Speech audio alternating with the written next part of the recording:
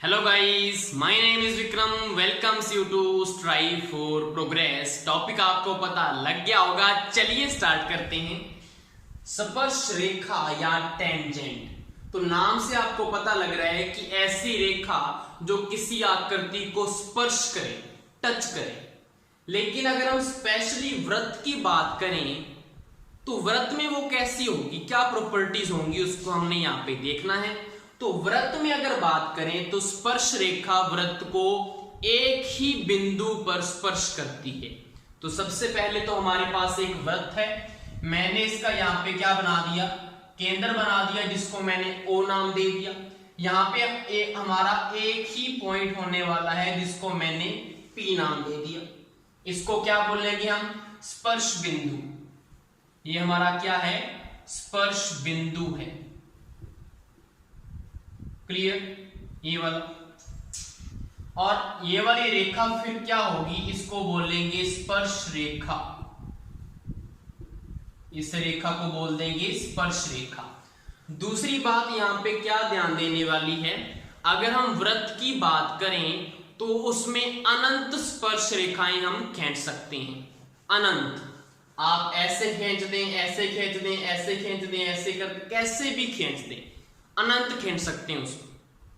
तीसरी प्रॉपर्टी यहाँ पे क्या ध्यान में रखनी है आपको पता है कि O से लेकर P तक ये वाली जो डिस्टेंस होगी, इसको आप क्या बोल सकते हो, आप बोलेंगे सर ये त्रिज्या है, तो मैं बोलूंगा बिल्कुल ठीक। तो यहाँ पे रेडियस है, R से मैंने इसको रिप्रेजेंट कर दिया। अब यहां से देखने से आपको एक पॉइंट और पता लग जाएगा, क्या कि अगर हम केंद्र से स्पर्श बिंदु को मिला दें, अगर हम केंद्र से स्पर्श बिंदु को मिला दें तो बनने वाली त्रिज्या स्पर्श रेखा पर क्या होती है, लंब होती है। ये देखो यहाँ पे क्या बनेगा, 90 डिग्री एंगल बनेगा या नहीं बनेगा, बिल्कुल बनेगा, 90 डिग्री एंगल, लंब होगी त्रिज्या। ये हमारी थी बेसिक प्रॉपर्टीज। उसके बाद यहाँ पे हमने क्या देखना है, बिंदु तथा वृत्त की स्थिति। बिंदु आपको कोई भी दे सकते हैं वो, और आपसे पूछेंगे कि स्पर्श रेखाओं की संख्या बताओ कितनी होगी।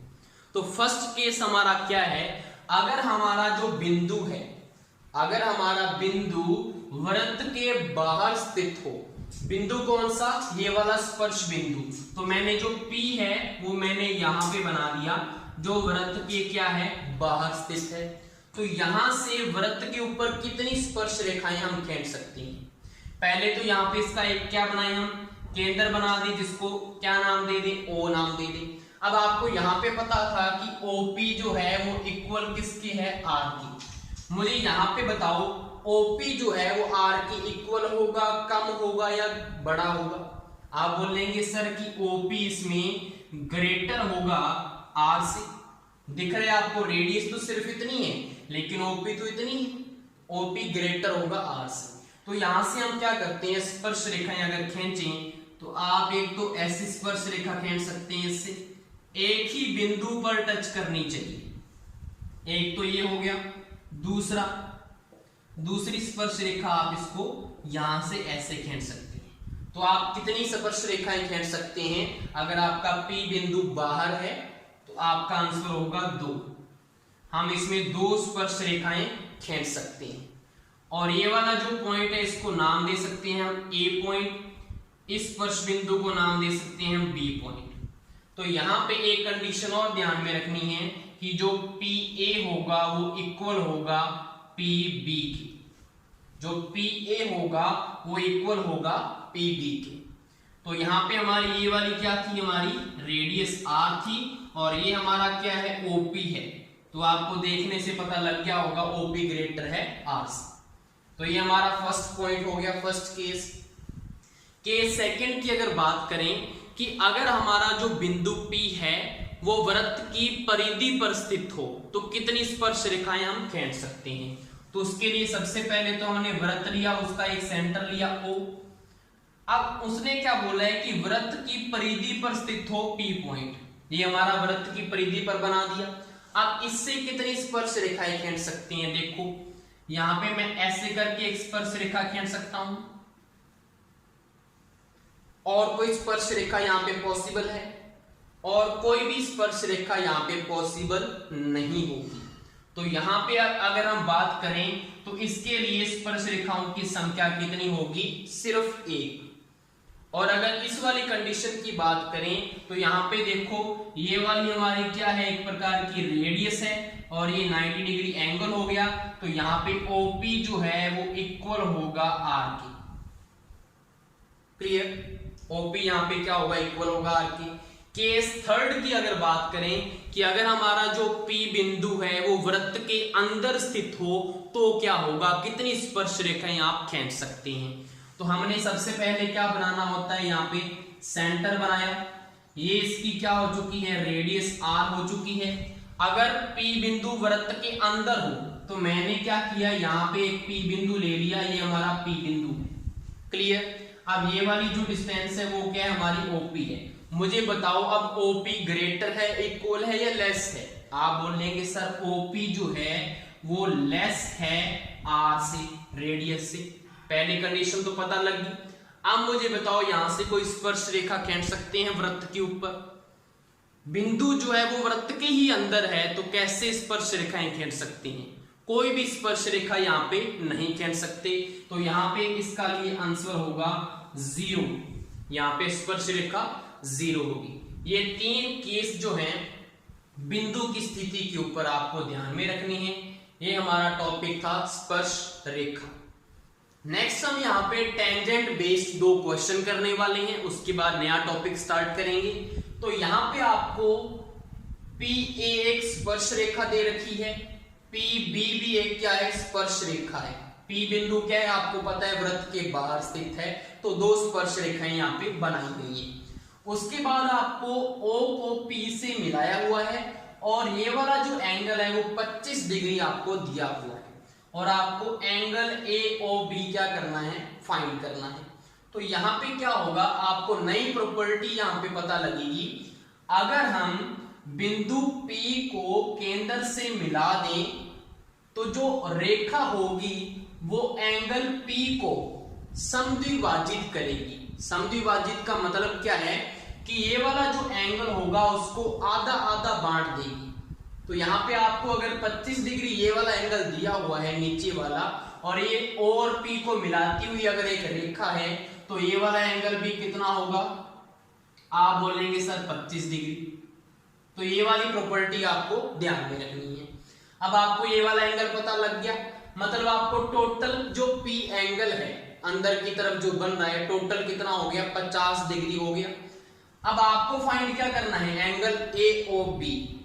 आपको यहाँ पे OAPBA क्या दिख रहा है, चतुर्भुज दिख रहा है और चतुर्भुज के अंत्य कोणों का योग कितना होता है, टोटल 360 डिग्री, 360 डिग्री। एक आपको ये वाली प्रॉपर्टी तो ध्यान में होगी ही, अंत्य कोणों का योग 360 होता है।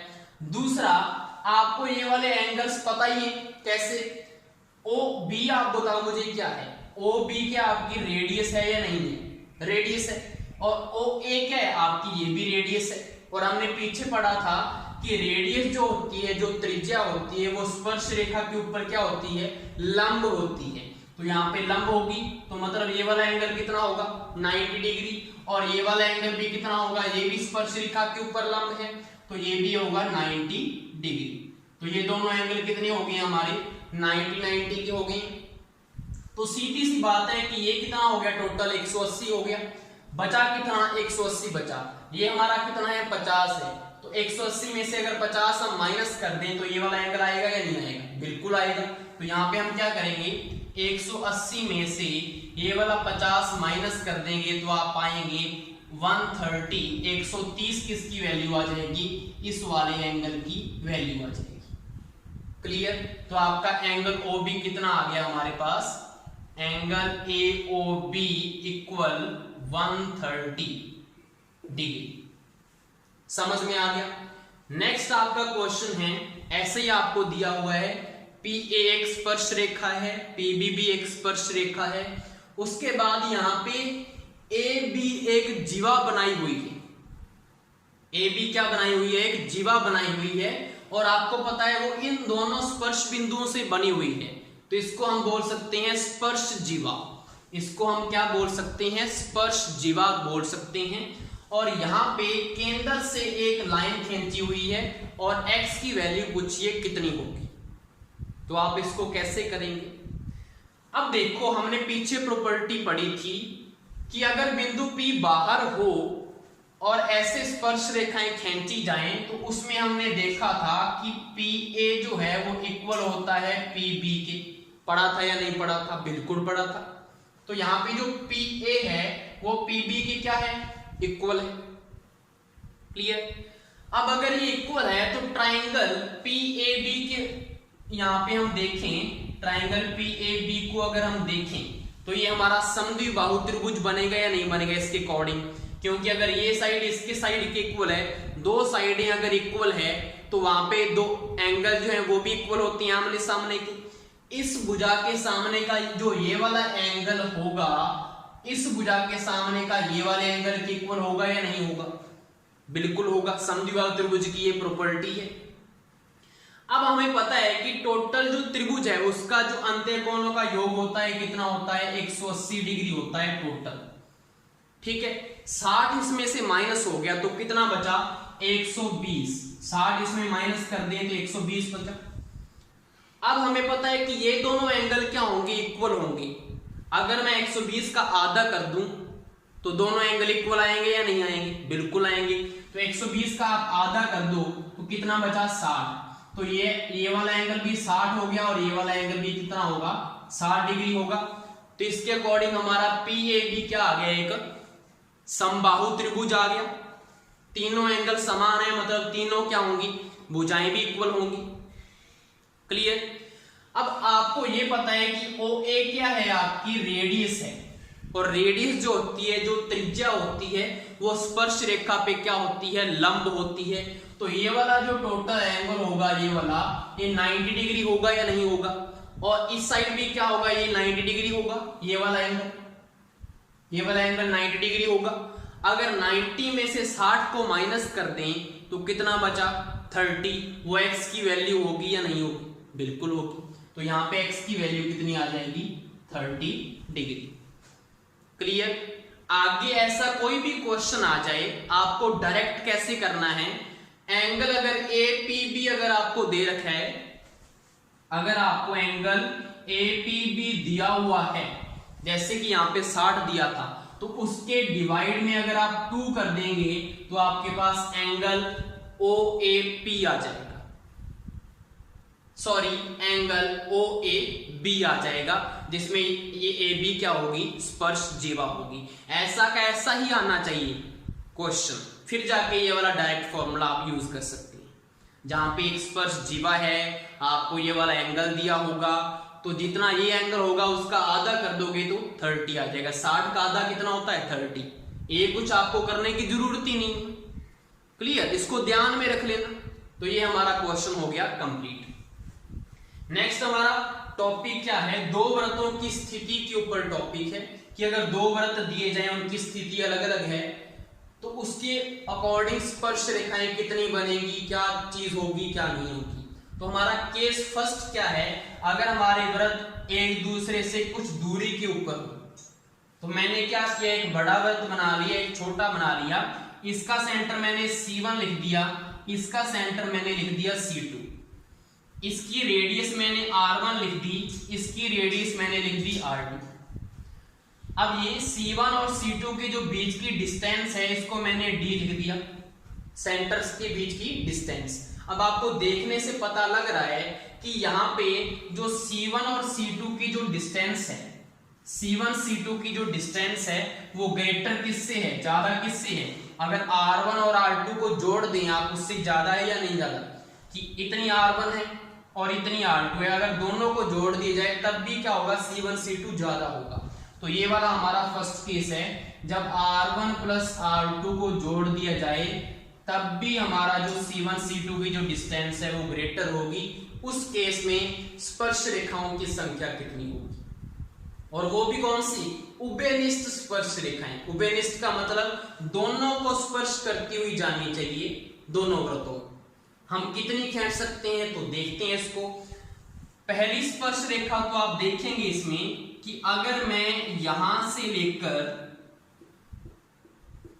ऐसे एक स्पर्श रेखा खींच दूं तो ये पॉसिबल है या नहीं है? उभयनिष्ठ स्पर्श रेखा है, बिल्कुल है, एक होगी। ऐसी आप नीचे से भी खींच सकते हैं, यहां से ऐसे करके जा रही है, ठीक है, ये स्पर्श करती हुई जा रही है, दो स्पर्श रेखाएं होगी। तीसरा, आप इसको ऐसे भी तो खींच सकते हैं, यहां से भी खींच सकते हैं और ऐसे भी खींच सकते हैं। तो यहां से एक ऐसे स्पर्श रेखा खींच दो, ये हमारी तीसरी स्पर्श रेखा होगी। ऐसे ही यहां से एक स्पर्श रेखा खींच जाएगी। क्लियर? तो आप बोलेंगे सर अगर ऐसा केस आ जाए जिसमें C1 C2 ग्रेटर है R1 प्लस R2 के, तो वहां पे उभयनिष्ठ स्पर्श रेखाओं की संख्या कितनी होगी? 4। ये आपका आंसर होगा इसके लिए। और इसमें आपको क्या ध्यान में रखना है, जो तो स्पर्श रेखाएं ऐसे ऊपर से जा रही हैं और नीचे से जा रही हैं, इनको तो अलग नाम दिया जाता है, इनको बोला जाता है अनुस्पर्शी स्पर्श रेखाएं या अनुस्पर्शी स्पर्श रेखा। और जो ऐसे जा रही हैं इनको बोला जाता है त्रियक स्पर्शी रेखा, त्रियक स्पर्शी रेखा। क्लियर? अगर आपसे पूछ लिया जाए कि त्रियक स्पर्शी रेखाओं की संख्या कितनी होगी इसमें, तो आप बोलेंगे सर 2। अगर आपसे इसी में पूछ लिया जाए अनुस्पर्शी स्पर्श रेखाओं की संख्या कितनी होगी, तो आप बोलेंगे 2। और अगर टोटल पूछ लिया जाए उभयनिष्ठ स्पर्श रेखाओं की संख्या कितनी होगी, तो 4 आंसर देना है। तो ऐसा आपको केस दिया हुआ आ सकता है स्टेटमेंट्स में, और आपको ये वाले आंसर देने होंगे। क्लियर है फर्स्ट केस हमारा। सेकंड हमारा केस है कि अगर दो वृत्त एक दूसरे को बाहर से स्पर्श करते हों, तो उसमें उस केस को कैसे हम रिप्रेजेंट करेंगे और उभयनिष्ठ स्पर्श रेखाओं की संख्याएं कितनी होंगी। तो यहाँ पे हमारे दो वृत्त हैं, इसका सेंटर मैंने C1 लिख दिया और इसका सेंटर मैंने C2 लिख दिया। और आपको दिख रहा है कि अगर मैं इसको ऐसे मिला दूं दोनों सेंटर को, तो यहाँ पे ये इसकी रेडियस होगी R1 और ये इसकी रेडियस होगी R2। तो यहां से इस केस को कैसे रिप्रेजेंट करेंगे आपको पता लग गया होगा कि जो C1 C2 की जो डिस्टेंस है, कहां पे लिखें, यहां पे लिख देता हूं कि जो C1 C2 की इसमें डिस्टेंस है वो इक्वल होगी R1 प्लस R2 के। यही होगा या नहीं होगा? ये वाली जो डिस्टेंस है और इसको अगर हम प्लस कर दें तो टोटल इन दोनों के सेंटर के बीच की डिस्टेंस की इक्वल आएगी। तो इसकी रिप्रेजेंटेशन ऐसी होगी। अब इसमें हम चेक करते हैं स्पर्श रेखाएं कितनी होंगी। तो यहाँ पे देखो एक स्पर्श रेखा तो ऐसे बन जाएगी, ये होगी इसकी उभयनिष्ठ स्पर्श रेखा। दूसरी ऐसे करके यहां से ही बन जाएगी, तो ये होगी दूसरी उभयनिष्ठ स्पर्श रेखा। तीसरी क्या बनेगी, इन दोनों के बीच में से भी हम ऐसे यहां से इसको ऐसे निकाल सकते हैं। तो यहाँ पे कितनी बनेगी उभयनिष्ठ स्पर्श रेखाएं? 3। और कोई बन रही है यहाँ पे? और कोई भी यहाँ पे नहीं बनेगी। तो इसका आंसर क्या आएगा, उभयनिष्ठ स्पर्श रेखाओं की संख्या इस केस के लिए कितनी होगी? 3 होगी। क्लियर?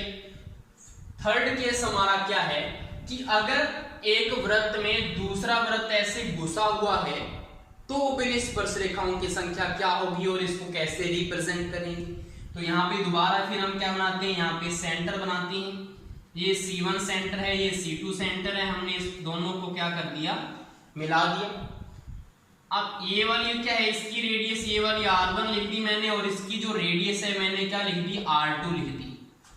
क्लियर? अब यहाँ पे जो इसकी डिस्टेंस होगी वो कैसी होगी, इसको हम कैसे लिखेंगे।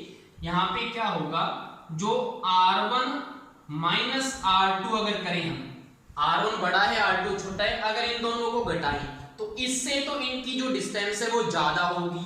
तो हम इसको क्या लिखेंगे, C1 C2।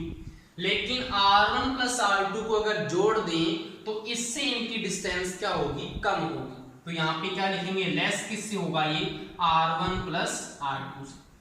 क्लियर है कैसी कंडीशन आई?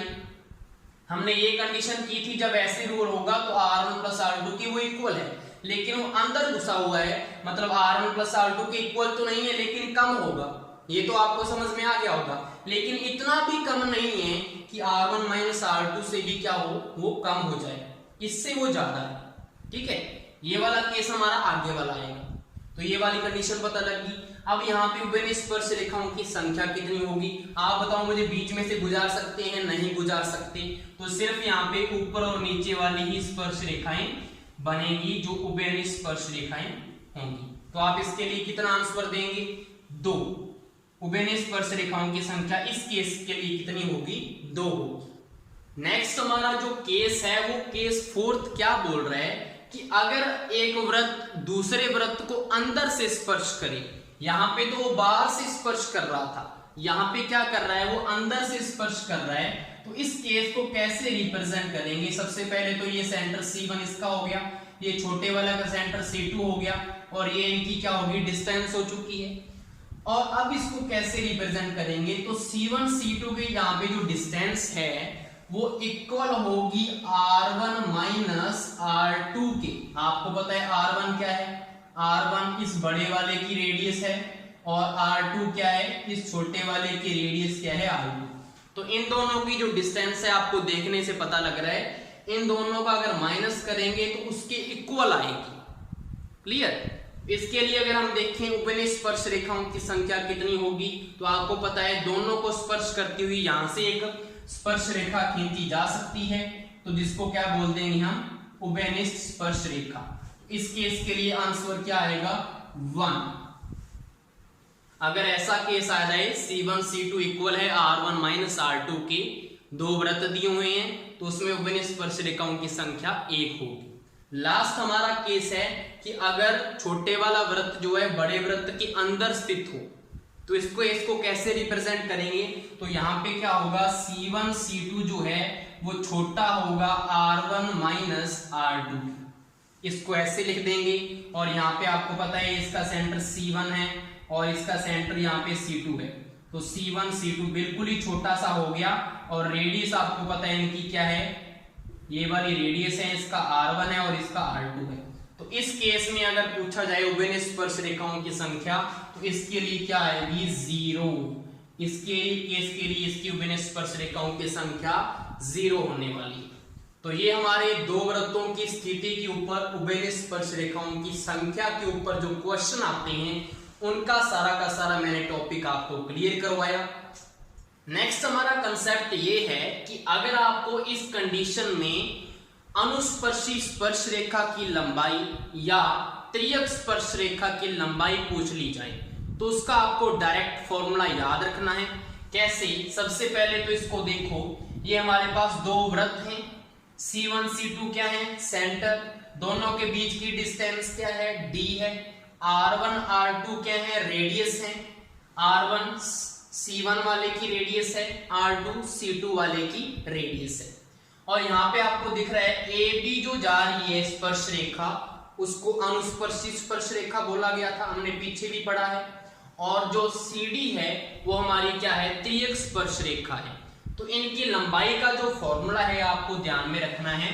तो AB जो है, AB आपको पता है क्या है, अनुस्पर्शी स्पर्श रेखा, इसकी लंबाई का फॉर्मूला क्या होगा, D square minus R1 minus R2 का होल स्क्वायर का रूट। ये इसका क्या होगा, AB का फॉर्मूला होगा फाइंड करने का। दूसरा, अगर आपको CD की वैल्यू पूछी जाए, CD मतलब त्रियक स्पर्श रेखा, उसकी लंबाई पूछ ली जाए, तो उसका फॉर्मूला होगा D स्क्वायर माइनस, यहाँ पे बस सिंपल आपने प्लस कर देना है, R1 प्लस R2 का होल स्क्वायर का रूट।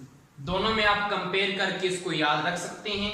ये हमारा अनुस्पर्शी स्पर्श रेखा की लंबाई है, ये हमारा त्रियक स्पर्श रेखा की लंबाई है। अगर हमारे पास ऐसा केस आ जाए और आपको पूछा जाए उभयनिष्ठ स्पर्श रेखा की लंबाई क्या होगी, ठीक है, क्योंकि आपको पता है यहाँ पे त्रियक स्पर्श रेखा तो बनेगी नहीं, तो हम इसको उभयनिष्ठ स्पर्श रेखा भी बोल सकते हैं और अनुस्पर्शी स्पर्श रेखा भी बोल सकते हैं। तो यहाँ पे AB का फॉर्मूला क्या होगा, नीचे वाले केस के लिए AB इक्वल होगा 2 इंटू में R1 R2 का रूट। ये इसका क्या होगा, फॉर्मूला होगा अगर ए बी की वैल्यू हमने फाइंड करनी है। आपको पता है R1 R2 क्या है, रेडियस है। क्लियर है, ये तीनों फॉर्मूले आपको ध्यान में रखने हैं। लास्ट में हमारी 4 प्रॉपर्टीज यहाँ पे बची हैं जिनको आपको माइंड में रखना है, और अगर ऐसी कंडीशन दिखे तो डायरेक्ट वहां पे आपने उसको अप्लाई करना है। तो चलिए देखते हैं फर्स्ट कंडीशन क्या है।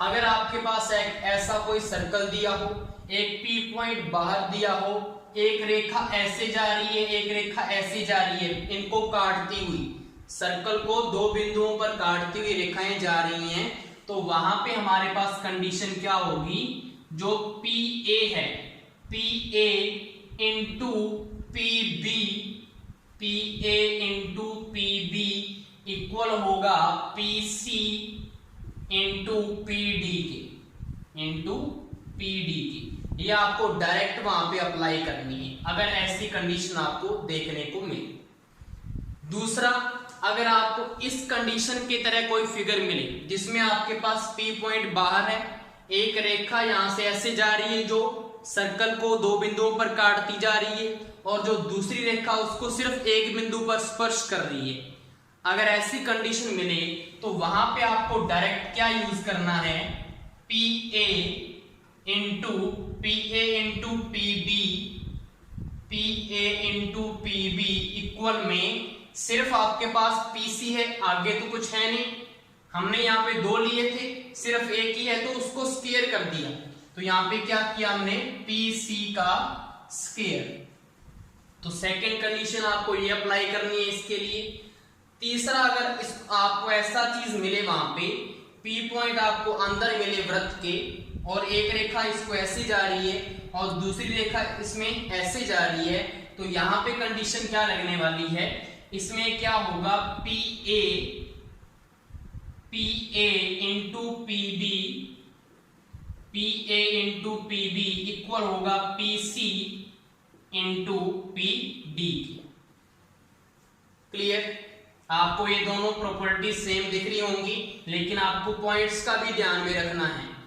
जरूरी नहीं है कि वहां पे आपको पता होगा कि यहाँ पे ए होगा, यहाँ पे बी होगा, यहाँ पे सी, यहाँ पे डी। हमने क्या किया है, पी ए ये लिया, उसके बाद हमने पी बी ये वाली ली है, पहले छोटी फिर बड़ी वाली, इन दोनों को मल्टीप्लाई किया, फिर इक्वल में फिर छोटी वाली पहले लेनी है, P C into P D बाद में लेनी है। लेकिन इसका कोई फर्क नहीं पड़ने वाला क्योंकि बीच में क्या है, मल्टीप्लाई।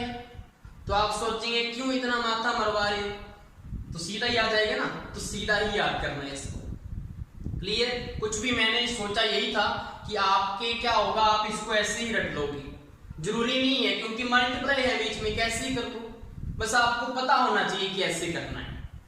ठीक है, उसके बाद लास्ट हमारी जो प्रॉपर्टी है इसमें क्या है कि अगर हमारे पास चतुर्भुज ए बी सी डी, अगर ऐसा कोई चतुर्भुज हो जिसकी भुजाओं को स्पर्श करता हुआ एक वृत्त जा रहा हो, जिसकी भुजाओं को स्पर्श करता हुआ एक वृत्त जा रहा हो, तो वहां पे सीधी कंडीशन क्या लगेगी, आमने सामने की भुजाओं का योगफल दूसरी आमने सामने भुजाओं की योगफल के बराबर होगा। कैसे, यहां पे हम कंडीशन क्या बनाएंगे, ए बी आमने सामने की भुजाओं का योगफल A B plus C D, इसमें इक्वल किसके होगा, ए डी, नीचे लिख देता हूं A D plus B C. ये हमारी डायरेक्ट प्रॉपर्टी यूज होगी किसके लिए, अगर आपको ऐसा चतुर्भुज मिल जाए। ये कंडीशन क्यों है पता लगा, हमारे पास ये देखो, अगर ये एक सर्कल है, एक पॉइंट अगर बाहर होता है तो आपको पता है ये भी एक स्पर्श रेखा जा रही है और ये भी एक स्पर्श रेखा जा रही है, तो ये वाला इसका क्या हो गया, स्पर्श बिंदु, ये भी स्पर्श बिंदु हो गया। हमने क्या किया था वहां पे, अगर ऐसे पॉइंट बाहर हो तो ये वाली जो डिस्टेंस है वो इस वाली डिस्टेंस की इक्वल होती है, हमने पहले पढ़ा था, याद हो तो, ये दोनों इक्वल होंगी। ऐसे ये पॉइंट बाहर है तो ये वाला इसके इक्वल होगा, ये वाली चीज इसके इक्वल होगी, ये वाली चीज इसके इक्वल होगी। तो यहाँ पे आमने सामने की भुजाओं का योगफल इन दोनों भुजाओं के योगफल के बराबर ही आने वाला है। तो आपको इसको डायरेक्ट याद रखना है अगर आपको ऐसा कंडीशन देखने को मिले। इसके बाद हम सारे इन प्रॉपर्टीज के ऊपर क्वेश्चन करने वाले हैं। यहां तक आपको क्लियर हो गया होगा। लास्ट में हमारे सिर्फ 2 क्वेश्चन हैं जिससे आपको आज वाला सारा टॉपिक क्लियर हो जाएगा। तो चलिए देखते हैं हमारा फर्स्ट क्वेश्चन। यदि 2 वृत्त इस प्रकार हैं कि उनके केंद्रों के बीच में दूरी 16 मीटर, तो हमने जो केस किए थे वो वैसा क्वेश्चन है। तो C1 C2 के बीच की जो डिस्टेंस है वो 16 मीटर दे रखी है आपको। त्रिज्याएं क्रमशः 7 मीटर व 5 मीटर। तो बड़े वाला जो वृत्त था उसकी वैल्यू कितनी दे रखी है त्रिज्या की 7 मीटर, और R2 की वैल्यू आपको दे रखी है 5 मीटर। तो पूछा क्या है, उभयनिष्ठ स्पर्श रेखाओं की संख्या कितनी होगी। तो उभयनिष्ठ स्पर्श रेखाओं की संख्या आपको तभी पता लगेगी जब आपको वो केस पता हो, 5 केस में से कौन सा केस ये वाला बनने वाला है। तो वो कैसे पता लगेगा, आप सबसे पहले क्या करें, R1 और R2 को प्लस करें। अगर हम R1 प्लस R2 को जोड़ते हैं तो 7 प्लस 5 कितना होने वाला है, 12 मीटर, यही होगा। और आपको देखने से पता लग रहा है कि C1 C2 की डिस्टेंस जो है वो R1 प्लस R2 से क्या है, ज्यादा है। आपको पता है 16 जो है वो ज्यादा होता है 12 से। तो हम इसको क्या लिख सकते हैं कि C1 C2 ग्रेटर है R1 प्लस R2 से। तो आपको यहां से देखने से पता लग गया होगा कि ये वाला हमारा केस कौन सा था, केस फर्स्ट, जो हमने केस फर्स्ट किया था। और उसमें हमने उभयनिष्ठ स्पर्श रेखाओं की संख्या कितनी निकाली थी, 4। तो आपको याद आ गया होगा। तो इसका आंसर कैसे आएगा, ऐसे इसको हमने सॉल्व करना है। अगर आपका R1 प्लस R2 से नहीं आ रहा, R1 माइनस R2 करके देखें, ग्रेटर है लेस है, सभी केसों का आपको आइडिया हो जाएगा और फिर जाके आप उसमें उभयनिष्ठ स्पर्श रेखाओं की संख्या बता सकते हैं। क्लियर। साथ में आपको एक क्वेश्चन और पूछा हुआ है, अनुस्पर्शी रेखा की लंबाई भी ज्ञात करें। तो मैंने आपको डायरेक्ट फॉर्मूला बताया था। पहले तो आपको इसके लिए भी क्या करना होगा, केस पता होना चाहिए। आपको यहां से केस पता लग गया है कि केस हमारा कौन सा है, एक बड़ा वृत्त है एक छोटा वृत्त है, दोनों थोड़ी डिस्टेंस के ऊपर होंगे ना, क्योंकि C1 C2 की डिस्टेंस ज्यादा है तो दोनों थोड़ी डिस्टेंस के ऊपर होंगे। तो हमारा ऊपर वाला केस लगेगा जो हमने पहले किया था, नीचे वाला केस नहीं लगेगा। उसमें तो क्या होना चाहिए, C1 C2 की डिस्टेंस R1 प्लस R2 के इक्वल होगी, तब वो स्पर्श करेंगे, तब वो नीचे वाला हमने फॉर्मूला लगाना है। तो ये भी हमें यहां से देखने से पता लगेगा। तो इसके लिए डायरेक्ट फॉर्मूला हमने क्या बताया था, अनुस्पर्शी स्पर्श रेखा की लंबाई मैंने ए बी बताई थी आपको, A B equal D square minus R1 minus R2 का होल स्क्वायर का रूट। ये मैंने डायरेक्ट फॉर्मूला बताया था आपको।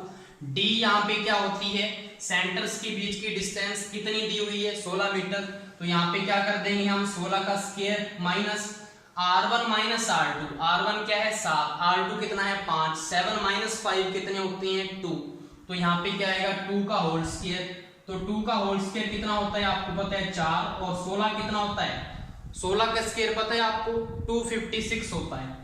तो यहाँ पे क्या होता है 256 या 256 माइनस 2 का स्क्वायर 4 का ऊपर रूट आ जाएगा। यहां तक हो गया। इसके बाद हम क्या करेंगे, 4 इसमें माइनस करेंगे तो कितना आ गया 252। तो यहाँ पे इसका आंसर कितना आ जाएगा, ए बी की लंबाई 252 का रूट आ जाएगी मीटर में। इसको सॉल्व किया होगा अगर ऑप्शन में तो सॉल्व कर लेना, नहीं तो ज्यादातर अगर ऐसा रूट आ जाए तो इसको ऐसा का ऐसा ही वो दे देते हैं। क्लियर, आपको फर्स्ट क्वेश्चन क्लियर हो गया। इसके बाद हमारा जो सेकंड क्वेश्चन है वो हमारी आगे वाली जो प्रॉपर्टीज हमने पढ़ी थी उसके ऊपर बेस्ड है। तो इसको देखते हैं कैसे होगा ये।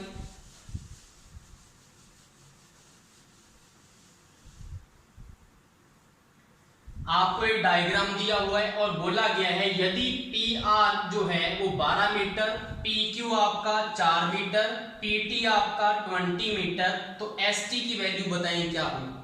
तो आपको देखने से पता लग गया होगा कि कौन सी प्रॉपर्टी लगने वाली है।